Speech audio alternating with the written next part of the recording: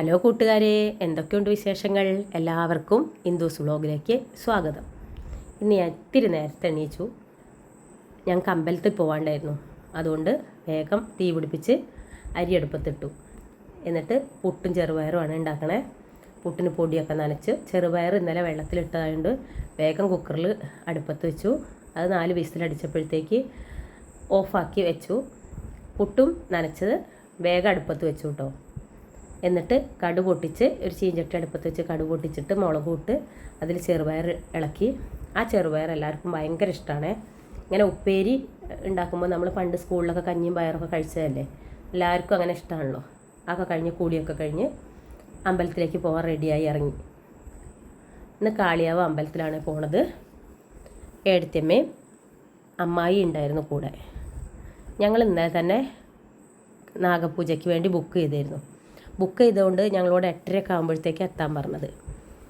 അതുകൊണ്ട് ഞങ്ങളൊരു 8:15 ആയപ്പോഴത്തേക്ക് എത്തി. കാരണം വേറെ വഴിപാടുകളും കഴിക്കാനുള്ളത് നമുക്ക് കഴിക്കാമല്ലോ, എന്നാൽ ഒരുപാട് തിരക്ക് നിൽക്കണ്ടല്ലോ എന്ന് പറഞ്ഞിട്ട്.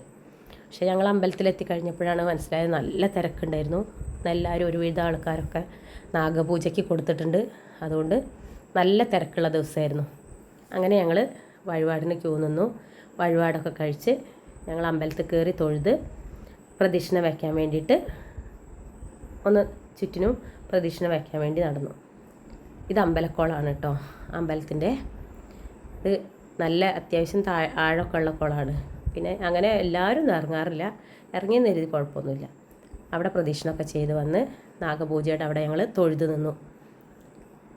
എന്നിട്ട് ഞങ്ങൾക്ക് എമ്പ്രാന്തിരി പ്രസാദമൊക്കെ തന്നു. പാലും 100 എന്ന് പറയുന്ന ആ പ്രസാദവും തന്നു. അവിലും പഴമൊക്കെ കൂടെ നനച്ച പ്രസാദവും തന്നു. പിന്നെ ഗണപതി ഹോമത്തിൻ്റെ പ്രസാദവും കിട്ടി. അങ്ങനെ അതൊക്കെ കഴിച്ച് ഒന്നും കൂടെ ചുറ്റി പ്രദക്ഷിണം വെച്ച് ഞങ്ങൾ തിരിച്ച് വീട്ടിലേക്ക് പോന്നു. ഞാൻ കറിയൊന്നും വെക്കാതെയാണ് ഇന്ന് അമ്പലത്തിൽ പോയത്. ചോറ് മാത്രമല്ലേ വെച്ചുള്ളൂ. അങ്ങനെ ഒരു കീസ് കഷ്ണങ്ങൾ കൊണ്ടുവന്നായിരുന്നു. ആ കഷ്ണം എടുത്തിട്ട് അവിയൽ വെക്കാൻ കരുതി. നേന്ത്രക്കായ ഉണ്ടായിരുന്നില്ല കേട്ടോ. അപ്പോൾ ഇവിടെ ഉണ്ടായിരുന്ന 2 നേന്ത്രക്കായും കൂടെ അതിൽ കൂട്ടി. എല്ലാ കഷ്ണവും ഉപയോഗിക്കുക ചെയ്ത് ഉണ്ടായിരുന്നല്ല. ഒരു കുഞ്ഞു കഷ്ണം കുമ്പളങ്ങയും വെള്ളരിക്കയും അതുപോലെ തന്നെ പിന്നെ പടവലങ്ങയും 4 കോവയ്ക്ക എല്ലാം ഉണ്ടായിരുന്നു. എല്ലാം എടുത്തു കേട്ടോ. അവിയലാകുമ്പോൾ അങ്ങനെ എല്ലാം എടുക്കാമല്ലോ. ചില ഭാഗത്ത് ചില ആൾക്കാർ തൈര് ഒഴിച്ചുണ്ടാക്കും, ചില ആൾക്കാർ പുളി ഒഴിച്ചുണ്ടാക്കും. അങ്ങനെ ഞങ്ങളിവിടെ തൈര് ഒഴിച്ചാണ് ഉണ്ടാക്കാറ്. അതുകൊണ്ട് തന്നെ ജീരകം ചേർക്കില്ല കേട്ടോ. അങ്ങനെ ഒരു കുഞ്ഞു കഷ്ണം പാവയ്ക്കയും അതിലരിഞ്ഞ് ചേർക്കും. തൈര് ഒഴിച്ചുണ്ടാക്കുമ്പോൾ പാവയ്ക്ക ചേർത്താൽ രുചിയാണ്. അങ്ങനെ പാത്രം നിറയെ കഷ്ണം ഉണ്ടെന്ന് എഴുതിയിട്ട് പ്രശ്നമൊന്നുമില്ല. അതൊന്നും ഇങ്ങോട്ട് ആവി കയറിയാൽ ചുങ്ങിക്കോളും. ഒരു ഗ്ലാസ് വെള്ളം അടുപ്പത്ത് വെച്ച് ഇത്തിരി ഉപ്പിട്ട് ഇത്തിരി മഞ്ഞപ്പൊടിയും ചേർത്ത് അത് അടുപ്പത്ത് വെച്ചു. അത് അടുപ്പത്ത് വെച്ച് നന്നായിട്ട് ആവി കയറുമ്പോൾ തന്നെ അതങ്ങ് ചുങ്ങും. അപ്പോഴത്തേക്ക് ഞാൻ നാളികേരമൊക്കെ ചിരകിയെടുത്തു.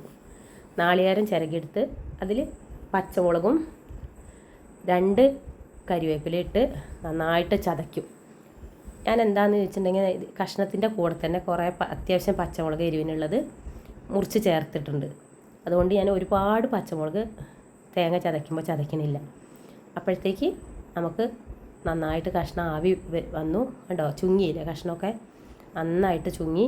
പിന്നെ ഒന്ന് നന്നായിട്ട് ഇളക്കിയിട്ടു. അപ്പോഴത്തേക്ക് ഒന്നും കൂടെ ആവി കയറട്ടെ എന്ന് കരുതി മറിച്ചിട്ടിട്ട് തേങ്ങ ചതയ്ക്കാൻ നിന്നു. തേങ്ങയൊക്കെ ചതച്ച് വന്നപ്പോഴത്തേക്ക് ഒരുവിധം കഷ്ണം ഒന്നും കൂടെ നന്നായിട്ട് വെന്തിട്ടുണ്ട്. വെന്ത് കഴിഞ്ഞപ്പോൾ ഞാനതിൽ തൈര് ഒഴിച്ചു. തൈര് ഒഴിച്ച് കഴിഞ്ഞിട്ട് നന്നായിട്ട് വീണ്ടും ഇളക്കി ഒന്ന് തൈര് കഷ്ണത്തിലേക്ക് പിടിക്കാൻ വേണ്ടിയിട്ട് റെഡിയാക്കി. അങ്ങനെ കഷ്ണത്തിലേക്ക് തൈരൊക്കെ പിടിച്ച് കഴിയുമ്പോഴത്തേക്ക് നല്ല ഉപ്പുണ്ടോ നോക്കി. ഉപ്പും തൈരൊക്കെ പിടിച്ച് പാകത്തിന് പുളിയാന്ന് മനസ്സിലായി. എന്നിട്ടാണ് നാളികേരം ചേർക്കാമെന്ന് കരുതി. നാളികേരം ചേർത്ത് കഴിഞ്ഞിട്ടാണെങ്കിലും നന്നായിട്ടൊന്ന് വേവാൻ വേണ്ടി നിൽക്കും കേട്ടോ. നന്നായിട്ടൊന്ന് വെന്ത് അതിലേക്ക് പുളി തൈരിൻ്റെ പുളി നാളികേരത്തേക്കും കൂടെ പിടിച്ച് കഴിഞ്ഞാൽ നന്നായിട്ട് രുചി തോന്നുള്ളൂ. അങ്ങനെ നന്നായിട്ട് ഇളക്കി മൊത്തം ഇട്ടിട്ട് നന്നായിട്ട് ഇളക്കിയെടുത്തു. അത് കഴിയുമ്പോൾ കുറച്ച് പച്ച വെളിച്ചെണ്ണ ഒന്ന് തൂളും കേട്ടോ. ഇവിടെ എല്ലാവർക്കും അവിയലാണെങ്കിൽ നല്ല ഇഷ്ടമാണ്. അപ്പോൾ ഉച്ചയ്ക്കാണെങ്കിലും ഇനി വൈകുന്നേരത്തെയും കൂട്ടാം. ബാക്കിയുണ്ടെങ്കിൽ നാളെ കൂട്ടിയാലും കുഴപ്പമൊന്നുമില്ലല്ലോ. അങ്ങനെയാണല്ലോ അവിയലാകുമ്പോൾ. അതുകൊണ്ട് പച്ച വെളിച്ചെണ്ണ ഇത്തിരി തൂളി അടച്ച് വെച്ചിട്ട് കുറച്ച് കഴിഞ്ഞിട്ട് ആണ് എടുക്കാമെന്ന് കരുതി. അങ്ങനെ വേറെ കറികളൊന്നും പ്രത്യേകിച്ച് ഉണ്ടാക്കിയില്ല. അമ്പലത്തിൽ പോയി വന്ന് ക്ഷീണം ഉണ്ടായിരുന്നു, കുറച്ച് യാത്രയൊക്കെ ബസ് കയറി ചെയ്തല്ലേ, അതുകൊണ്ട് അടച്ചൊക്കെ വെച്ച് കുറച്ച് നേരം റെസ്റ്റ് ചെയ്തു. അത് കഴിഞ്ഞിട്ട് ഇന്നലത്തെ വാഴയ്ക്ക ഉണ്ടായതുകൊണ്ട് ആ വാഴയ്ക്കും അവിയലും കൂടെ കൂട്ടിയിട്ട് ചോറുണ്ണാന്ന് തീരുമാനിച്ചു കേട്ടോ. ഞാനും മോനും ഉണ്ടായിരുന്നുള്ളൂ ഉച്ചയ്ക്ക്.